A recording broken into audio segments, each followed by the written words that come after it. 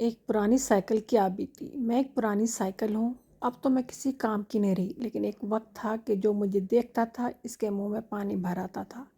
میں جب معرض وجود میں آئی تو میرے والدین نے میرا نام پیکو رکھا۔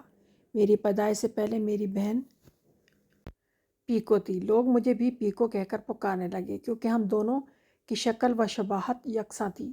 جب میں جوان ہوئی تو مجھے ایک ڈیلرز کے ہاتھوں فروخت کر دیا گیا۔ وہاں ابھی میں کچھ عرصہ ہی رہی تھی کہ پھر ایک گاہک آیا جو چہرے مہرے سے دیہاتی دکھائی دیتا تھا۔ اس نے دکاندار سے سائیکل طلب کی۔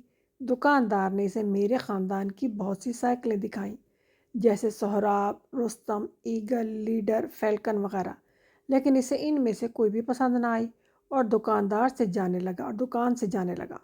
دکاندار نے اسے کہا کہ ٹھہرو، ابھی ایک اور کمپنی کی سائیکل موجود ہے، شاید تمہیں پسند آ جائے۔ میں ایک کونے میں کھڑی مسکرا رہی تھی۔ جب دیہاتی کی نظر مجھ پر پڑی تو فوراً اس کی رال ٹپک پڑی۔ میں اسے پسند آ گئی۔ اب قیمت کا جوڑ توڑ ہونے لگا۔ اس دکاندار کی عادت تھی کہ جب بھی گاہک کوئی چیز پسند آ جاتی تو پھر منہ مانگے دام وصول کرتا۔ اب یہی صورتحال تھی۔ جب اس نے دیکھا کہ اس دیہاتی کو یہ سائیکل پسند آ گئی ہے تو پھر اس نے میری اصل قیمت سے دوگنی قیمت مانگی۔ دیہاتی تھا تو سیدھا سادہ، مگر تھا بہت امیر۔ اس نے دکاندار سے کہا، ٹھیک ہے، مجھے چونکہ یہ پسند آ گئی اس لیے پسند کا کوئی مول نہیں ہوتا، جلدی کریں، مجھے واپس جانا ہے۔ دکاندار نے رقم لے کر سائیکل اور ایک رسید بنا کر اس کے ہاتھ میں تھما دی۔ وہ دیہاتی جو کہ اصل میں گاؤں کا چودھری تھا، سائیکل لے کر چل دیا۔ میں خوش تھی کہ نئے گھر جا رہی ہوں۔ یاد رہے کہ ابھی تک مجھ پر کوئی سوار نہیں ہوا تھا۔ یہ چودھری بھاری بھرکم تھا۔ اب میں اس کے ساتھ ساتھ اس کی انگلی پکڑے خرامہ نیلے گنبد سے انارکلی کی طرف روانہ ہو گئی یا رواں دواں تھی۔ پھر ایک دم چودھری کو کیا سوجی کہ میری گدی پر ہاتھ مارا اور جھٹ سے مجھ پر سوار ہو گیا۔ اب تو میں مارے بوجھ کے لگی چیخنے، کیونکہ وزن بہت زیادہ تھا، اسی لیے زیادہ بوجھ برداشت کرنے کا تہیہ کر لیا۔ اب چودھری نے مجھے اور تیز بھگانا شروع کر دیا۔ راستے میں ایک دو جگہ سپیڈ بریکر بھی آئے، مگر وہ ان کی پرواہ کیے بغیر مجھے تیز سے تیز تر بھگاتا رہا۔ بس سٹاپ پر پہنچ کر بریک لگائی۔ اب مجھے ایک بس پر سوار کر کے اپنے گاؤں مصطفیٰ آباد لے گیا۔ آپ کسی بھی گاؤں کا نام لکھ سکتے ہیں، یا اپنے گھر لے گیا۔ بس سٹاپ کے نزدیک ہی اس کا گھر تھا۔ جب میں اس کے گھر پہنچی تو اس کے بیوی بچے میرے ارد گرد جمع ہو گئے اور میری تعریف میں زمین آسمان کے کلابے منانے لگے۔ میں نے حد سے زیادہ تعریف کی۔ گاؤں کے ہر ایک ذمہ دار نے میری خوب تعریف کی۔ چودھری کا بیٹا مجھے اپنے اسکول لے جانے لگا۔ شام کے وقت مجھ پر چارہ اور کبھی کبھار دودھ لادنے لگے۔ اب مجھے یہاں 5 برس ہو گئے تھے۔ ان 5 برسوں میں مجھ پر انہوں نے خوب مظالم ڈھائے۔ 3 آدمی مجھ پر سوار ہونے لگے۔ کبھی میرے ٹائر پھٹ جاتے، کبھی بریکیں فیل ہو جاتی۔ میرا رنگ و روپ تو غریب دلہن کی طرح ابتدائی 2 سالوں میں ہی ختم ہو گیا تھا۔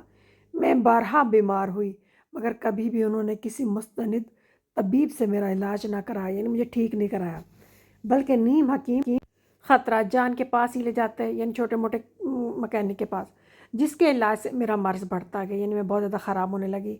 اب تو میری جوانی ختم ہو چکی ہے، مجھ پر قبل از وقت بڑھاپا طاری ہو چکا ہے۔ جو دیکھتا ہے دوسری طرف منہ پھیر لیتا ہے۔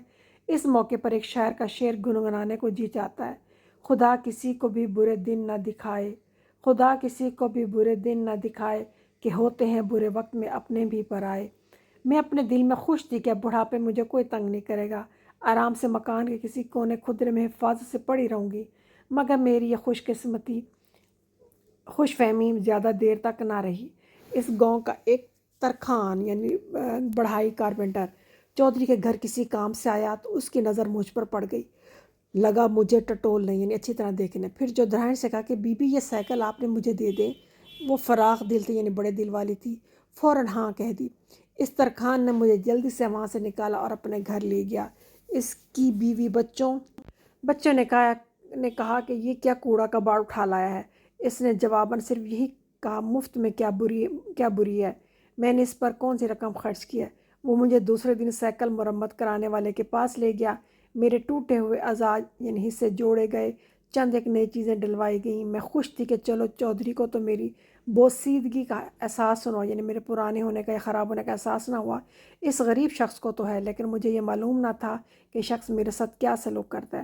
اب یہ ترکھان دن رات نہ صرف مجھ پر سواری کرتا بلکہ دو دو تین دن من لکڑیاں لاتا، کبھی کبھی اپنے تمام بال بچوں کو مجھ پر سوار کرا کے لے جاتا۔ جہاں راستے میں کئی بار ناراض ہوتی مگر یہ میری ناراضی کی پرواہ کیے بغیر مجھ پر مظالم و زیادتیاں کرتا رہا۔ ایک دن تو میری پچھلی ٹانگ تڑاک سے ٹوٹ گئی، یعنی پہیا، اگلا بازو چمٹا بھی ٹوٹ گیا۔ اب میں اس کی سواری کے قابل نہ تھی۔ مجبوراً